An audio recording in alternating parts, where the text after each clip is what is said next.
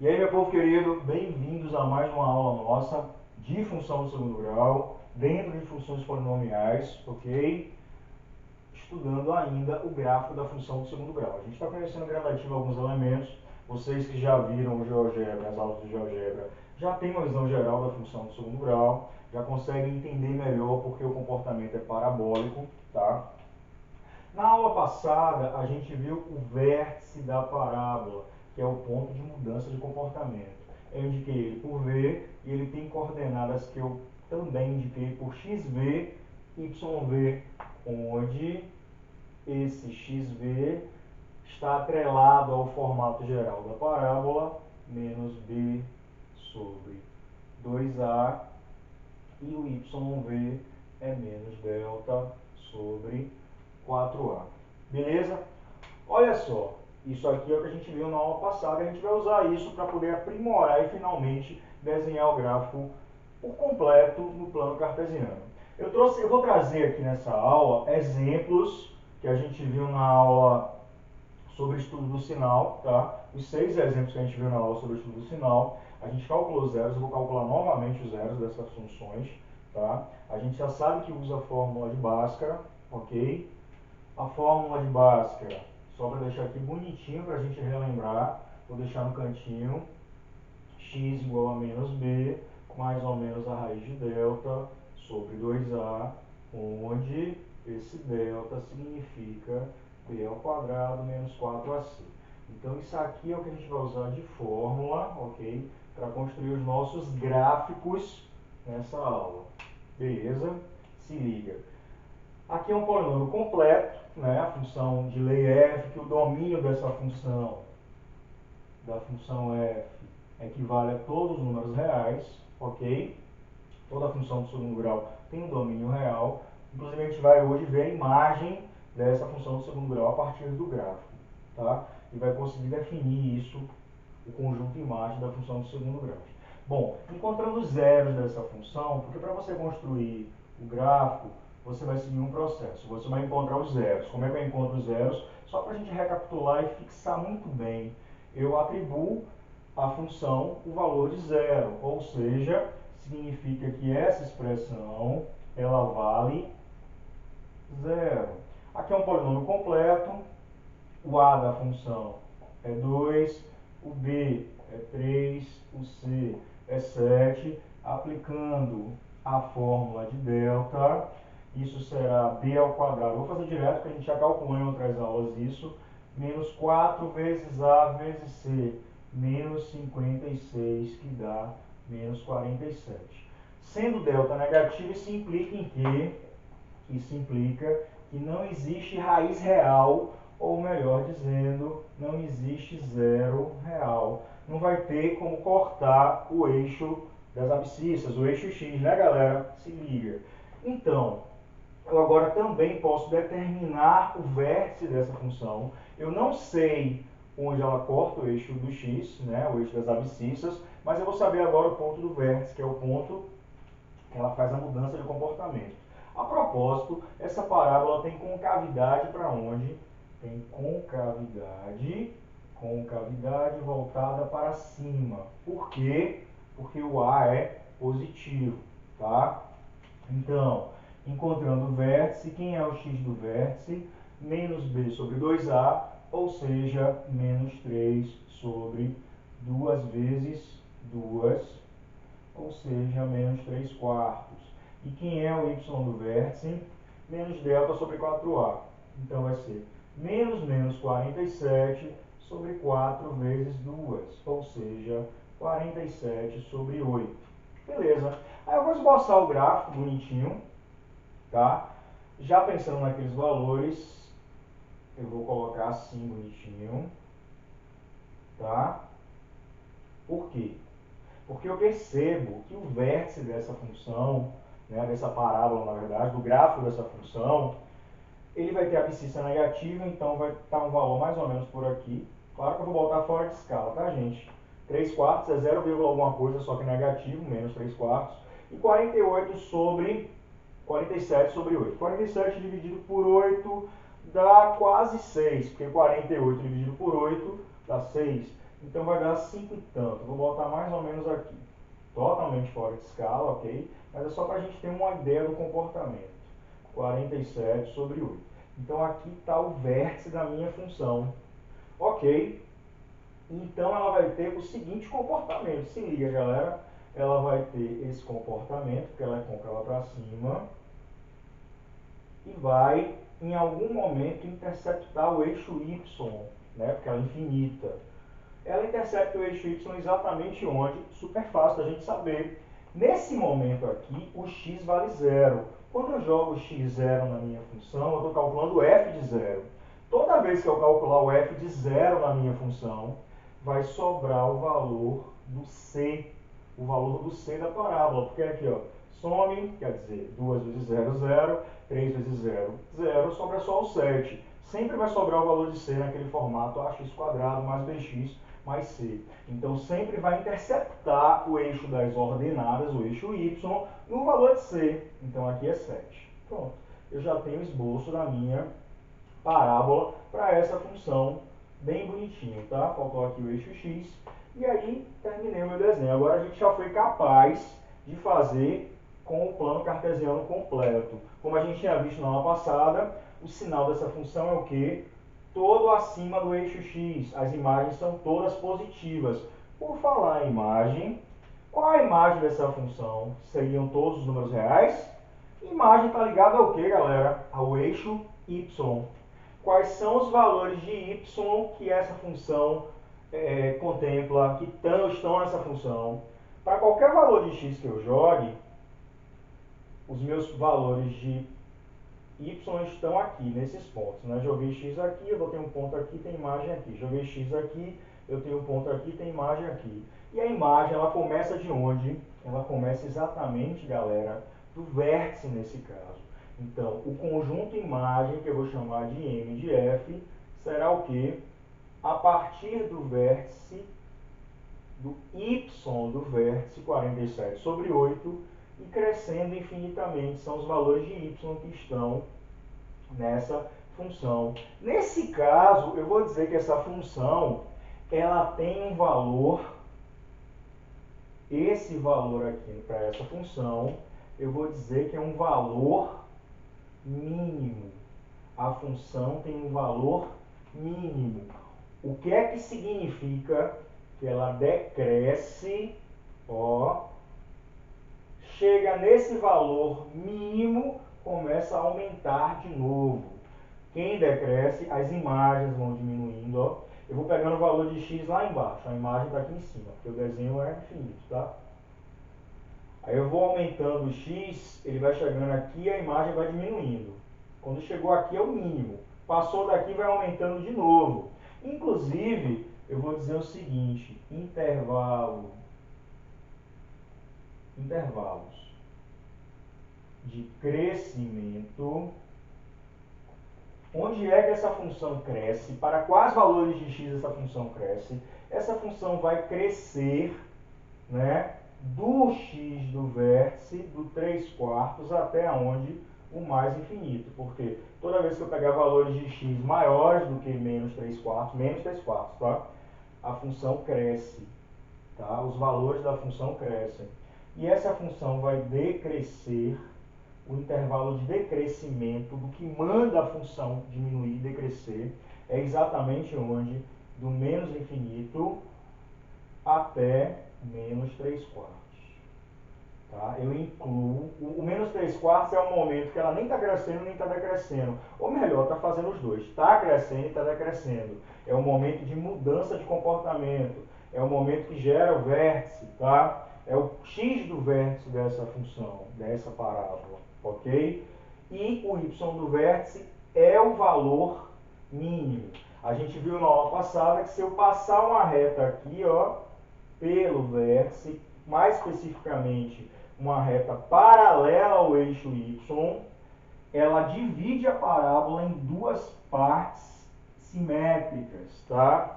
Espelhadas. Esse lado é igual a esse lado, beleza? Estou bem, né, detalhando. Agora a gente já viu tudo para o gráfico de uma função do segundo grau, que é a nossa parábola. A gente já sabe estudar o sinal, que a gente fez já, é só dar uma olhadinha, mas eu acabei de falar que as imagens são todas positivas. Para todo x pertencente a R, f de x é maior do que zero. Dá uma olhada na aula anterior. Eu agora sei que ela tem valor mínimo, e a gente vai depois associar isso ao quê? A concavidade. Aliás, a gente já pode associar agora. Se a concavidade é para cima, ela vai descer até um mínimo e depois subir. Se a concavidade for para baixo, vai ser o contrário. Se liga, a gente vai ver exemplo disso daqui a pouco. A gente acabou de ver também intervalos de crescimento. Quando que a função cresce? Quando o valor de x vai de tanto a tanto. Quando que a função decresce? Quando o valor de x vem de tanto até tanto. Né? Nesse caso, de menos infinito a menos 3/4. Tá?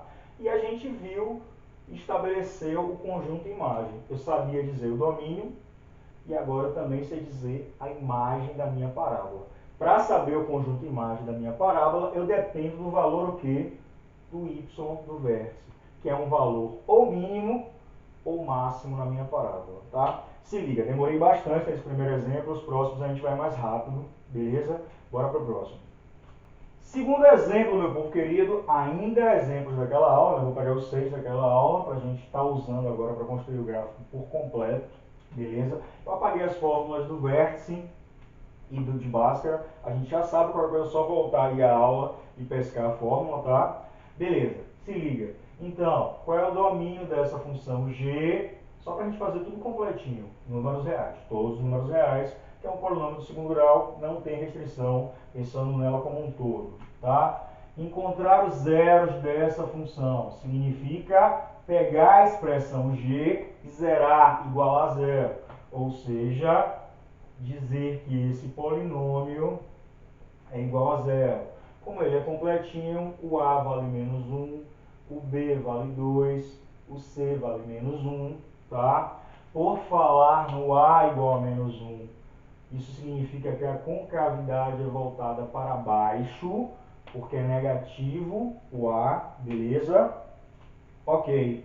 Então, achando zeros, encontrando delta, b ao quadrado dá 4, menos 4 vezes 1 vezes 1 dá 4, menos com menos dá mais, com menos dá menos. Então é 4 menos 4, ou seja, 0. Toda vez que o delta for 0, o que acontece? A fórmula de Bhaskara se resume ao quê? Menos b sobre 2a. Não vai precisar mais ou menos raiz de delta. Ou seja, se liga, toda vez que o delta for 0, a fórmula de Bhaskara vira o x do vértice. O x do vértice não é menos b sobre 2a. Então, a única raiz que tem na função, ok? Porque o delta é nulo, só vai ter uma raiz real, ok? São duas iguais ou uma real só, ok?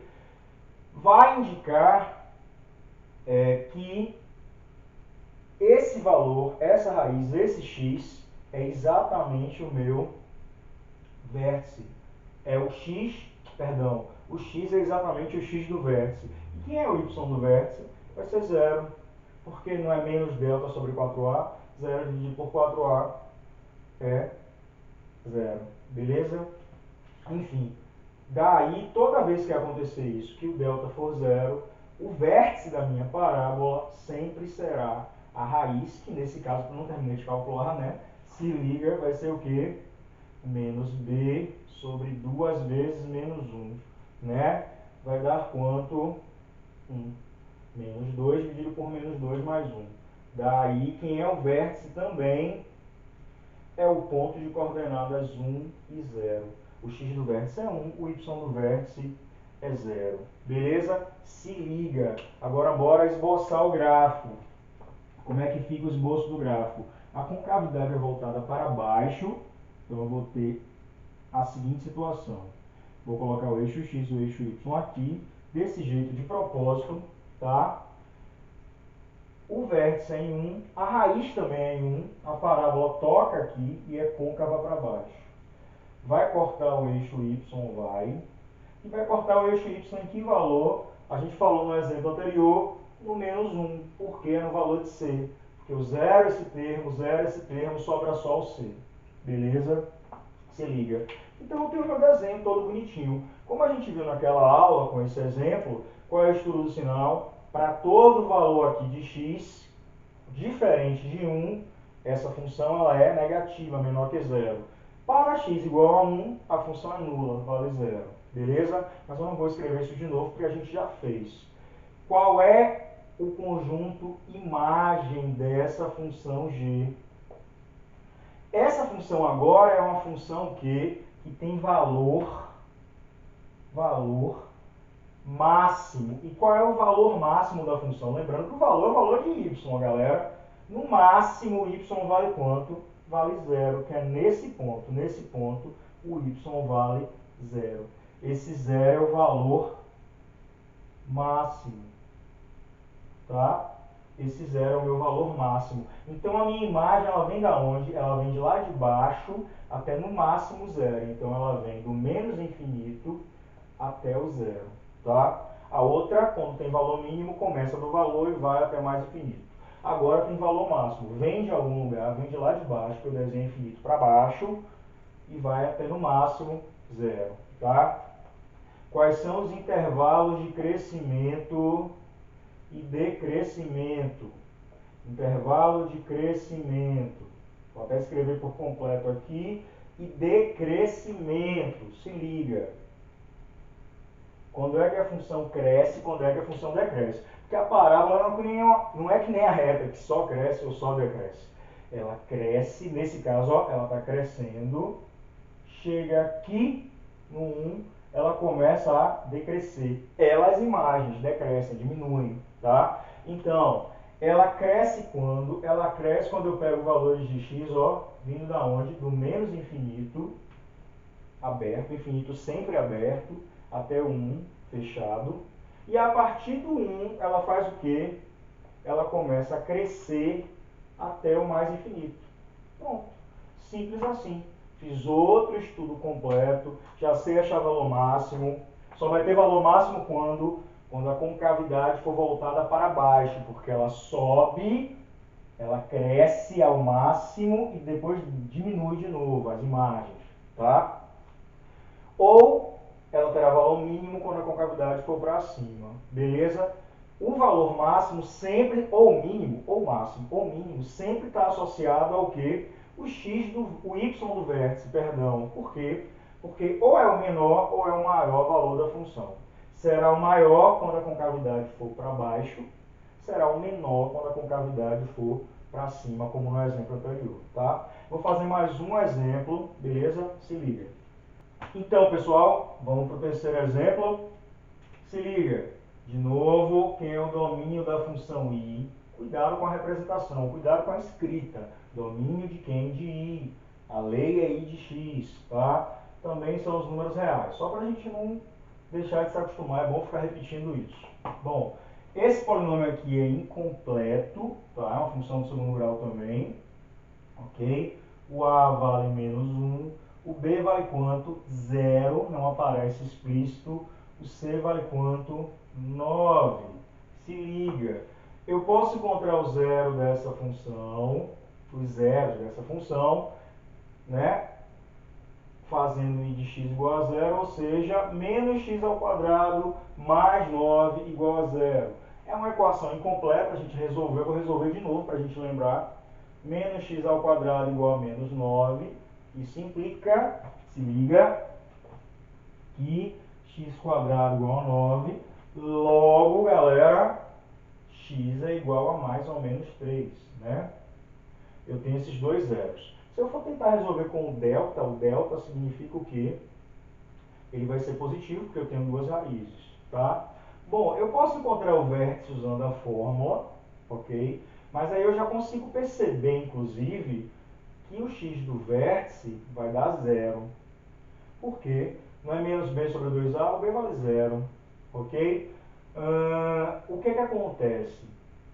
Todas as vezes que eu tiver duas raízes interceptando o eixo y, ou perdão, o eixo x, tá? Eu vou ter esse comportamento aqui, tem o eixo x, a minha parábola tem concavidade para onde? A concavidade dessa parábola é para baixo, né? Por quê? Porque o A é negativo, se liga. Então o comportamento é assim. Vai cortar em menos 3, vai cortar em 3.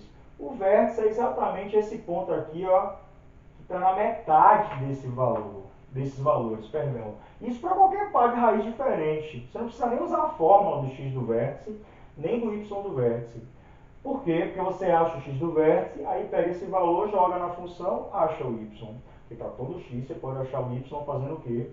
Jogando, né, na minha função o valor do x, e aí você acha a imagem que é o y. Se liga. Qual é o ponto médio entre menos 3 e 3? É o zero. Né? Como é que tira a média entre dois valores? É só você fazer. Pegar um, somar com o outro e dividir por 2.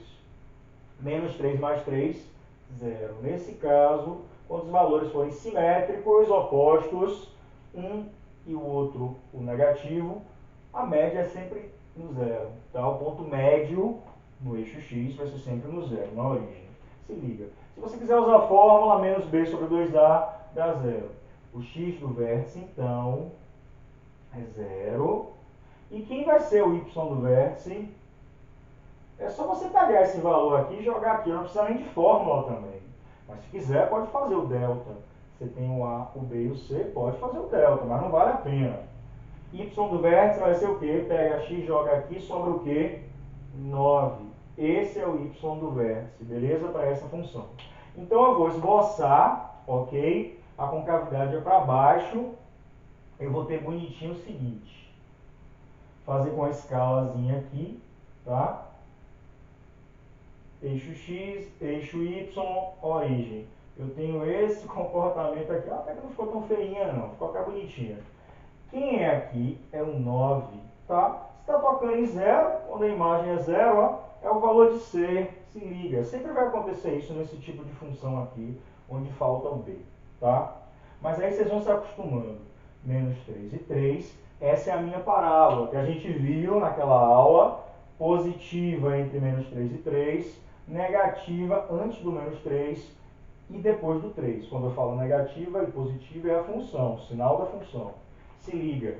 Essa função aqui, galera, tem ponto, tem valor e ponto também. Tem valor máximo, valor mínimo, valor máximo. E quem é esse valor máximo? É o 9, é a imagem. É o valor do y, é o valor da função, tá? Se liga. Beleza. Então, por falar em imagem, qual é o conjunto imagem dessa função i de x? Imagem de i, tá? Quem vai ser? Como tem valor máximo, ela no máximo é 9. Então ela vem de lá de baixo, ou seja, do menos infinito até o 9 fechado. Se liga, tá? E quais são os intervalos de crescimento e decrescimento dessa função? Decrescimento, se liga. Ela vai crescer de quem? Ela cresceu, ó, ela vai aumentar até aqui, quando x vale o quê? 9. Então ela vem de valores do menos infinito, 9 não, minto, desculpa. O x vale 0, porque eu vou pegar o valor que manda. De tanto a tanto, está mandando ela crescer, ela tem a função. E quem que manda? O valor do domínio, os valores de x. Então, de menos infinito até 0, eu mando a função crescer. A partir do 0 até onde, o mais infinito, a função começa a decrescer. Beleza? Fechei mais um exemplo, nosso último da aula de hoje, ok? Vou parar por aqui para não ficar muito grande a aula. Aí eu volto depois fazendo o exemplo 4, 5 e 6. Fecho, depois eu vou fazer problemas para depois ir para a inequação de segundo grau e a gente fechar função de segundo grau e de primeiro grau e para outras funções mais interessantes ainda, tá? Log, exponencial, módulo e aí vai, beleza? Se liga, curte, compartilha, abração e até!